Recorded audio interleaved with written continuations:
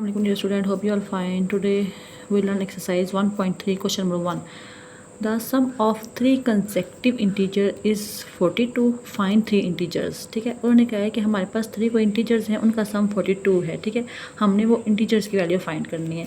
हम सबसे पहले सोल्यूशन देखते हैं कि let the three consecutive integers be, कि हम अपने पास बताते हैं कि कोई भी जो तीन इंटीजर्स थे वो हमारे पास ये हो सकते हैं कि x प्लस 1 x प्लस 2, ये तीन हमारे पास इंटीजर्स हैं. ठीक है, इनका सम उसने कहा था कि 42 इक्वल है, तो x plus 1 plus x plus 2 is equal to 42. इन तीनों वैल्यूज़ का जो सम है वो 42 के इक्वल है. ठीक है, x 3x हो गए, 1 plus 2 3 is equal to 42. 3x is equal to 42, ये वाला 3 इक्वल की सिर्फ क्या -3 हो गया. 3x is equal to 42 minus 3 39. अब x की वैल्यू फाइंड करनी थी ना, तो 3 को उससे डिवाइड कर दिया तो 13 इसका आंसर आ गया. ठीक है, अब हमने कंसेक्टिव से कहा था इंटीजर, तो 13 है, इससे कि 14 और 15, ये तो हमारे पास तीन इंटीजर्स आ जाएंगे. ठीक हो गया. नेक्स्ट उसने क्या कहा है, क्वेश्चन नंबर 2 देख लें. The diagrams show right angle ABC in which the length of AC is under 3 plus under 5 centimetre. एक हमारे पास ट्राइंगल है. ठीक है, उसकी जो लेंथ है AC हमारे पास अंडर 3 प्लस अंडर 5 है. The area of triangle ABC is 1 plus under 15 centimetre का स्क्वायर. जो एरिया है वो हमारे पास 1 प्लस अंडर 15 है. Find the length AB in the form of A under 3 plus B under 5. हमने एक और लेंथ उसकी फाइंड करनी है जो इस फॉर्म में हो, A under 3 plus B under 5 centimetre की फॉर्म में हो, where A and B are integers. A और B उसमें इंटीजर्स हैं. ठीक है, सबसे पहले हमारे पास क्या ट्राइंगल थी, उसमें जो लेंथ थी AC उसकी वैल्यू ये थी. एरिया था ABC का, उसकी जो हमारे पास एरिया का जो आंसर था वो था 1 प्लस अंडर 15. ठीक हो गया. हमारे पास AB था ना. ठीक है, उसकी उसने क्या कहा था value AB is equal to A under 3 plus B under 5 था. ठीक है, अब बस जो एरिया ऑफ ट्राइंगल का फार्मूला होता है वो किस इक्वल होता है, 1/2 AC मल्टीप्लाई AB, यानी कि लेंथ मल्टीप्लाई विड्थ के इक्वल होता है. ठीक है, अब एरिया ऑफ ट्राइंगल हमारे पास जो एरिया ऑफ ट्राइंगल ABC जो उसने क्वेश्चन में दिया हुआ था, उसका आंसर उसने क्या कहा था 1 प्लस अंडर 15 है, तो 1/2 AC multiply AB is equal to 1 plus under 15 हो गया. ठीक है, अब आप देखें 1/2 AC की तो उसने वैल्यू बता दी थी ना, क्या है आपके पास, ये थी AB की वैल्यू बताई थी, ये ऊपर मैंने लिखी हुई है, उसको पुट कर देंगे. AC और AB की वैल्यू पुट कर दी है is equal to 1 plus under 15. ठीक है, अब हमने इस फॉर्म में लेके चलना है A under 3 plus B under 5 की फॉर्म में, तो ये इधर वाले जो वैल्यूज़ हैं उनको इक्वल की उस तरफ ले जाएंगे.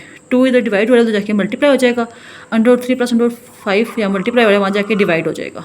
ठीक है, अब नेक्स्ट स्टेप में देखिए इसको सिंप्लीफाई करना है, तो ये जो डिनोमिनेटर है इसी कंजुगेट के साथ मल्टीप्लाई कर देंगे. उसके बाद देखिए ऊपर वाली वैल्यू को ऊपर वाले के साथ मल्टीप्लाई कर देंगे.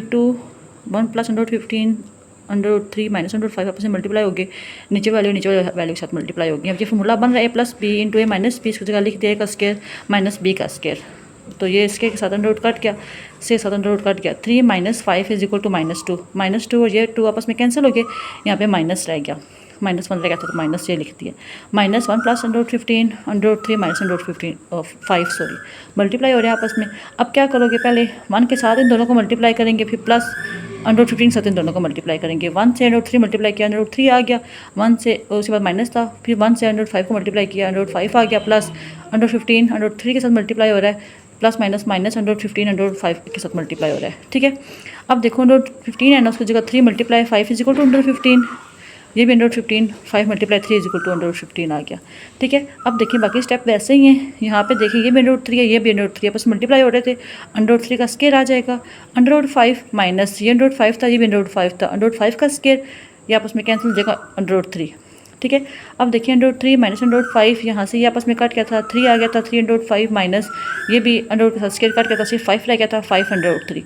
अब देखें ये -5 अंडर 3 है और ये मेरे पास अंडर 5 है. ठीक है, 1 अंडर 5 लिखा हुआ है, इसका क्या मतलब होगा, सॉरी इससे पहले हम माइनस को अंदर मल्टीप्लाई कर देंगे. ठीक है, सॉरी देखिए ये अंडर 3 था और ये -5 अंडर 3 था. ठीक है, ये 1 अंडर 3 है, ये -5 अंडर 3 है, तो क्या हो गया, माइनस का 4 अंडर 3 हो जाएगा. ये माइनस अंडर 5 है, ये प्लस 3 अंडर 5 है, तो ये 2 अंडर 5 हो जाएंगे. समझ आ गई है. अंडर 3 और अंडर 3 को देखा, 5 माइनस का 5 था और ये 1 था, तो -4 अंडर 5 आ गया. ये अंडर 5 था, ये 3 अंडर 5 था, ये 2 अंडर 5 बन गया. ठीक है, ये देख लें आप. उसके बाद माइनस को अंदर मल्टीप्लाई कर देंगे, -2/5 प्लस 4/3। अब देखिए ये फॉर्म थी ना a/3 प्लस b/5, ठीक है। अब हम कंपेयर करेंगे कोफिशिएंट √3/5, ठीक है। अब a के साथ जहाँ पे √3 के साथ क्या है 4 है, तो a की वैल्यू 4 आ जाएगी। √5 के साथ क्या -2 है, तो b की वैल्यू -2 आ जाएगी। यहाँ पे हमारा ये क्वेश्चन खत्म हो जाएगा। उसके बाद आप क्वेश्चन नंबर 3 देख लें। और rectangle has sides of length 2 + √18 and 5 - 402 metre, ठीक है। Express area of the rectangle, हमने एरिया फाइंड करना है in the form of a + b/2 where a and b are integers. अब हमारे पास रेक्टेंगल आ गया, पीछे ट्राइंगल थी, अब रेक्टेंगल आ गया, उसने हमें दोनों लेंथ बता दी हैं।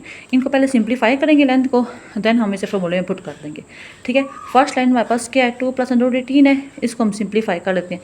2 + 3 × 3 × 2 = 18, 3 का स्क्वायर √2, स्क्वायर के साथ √2 कैंसिल हो गया, 3/2 आ गया। ये हमारे पास फर्स्ट लेंथ आ गई, हम थोड़ा सा सिंप्लीफाई कर लिया। ऐसे हम सेकेंड लेंथ को भी सिंप्लीफाई कर लेंगे।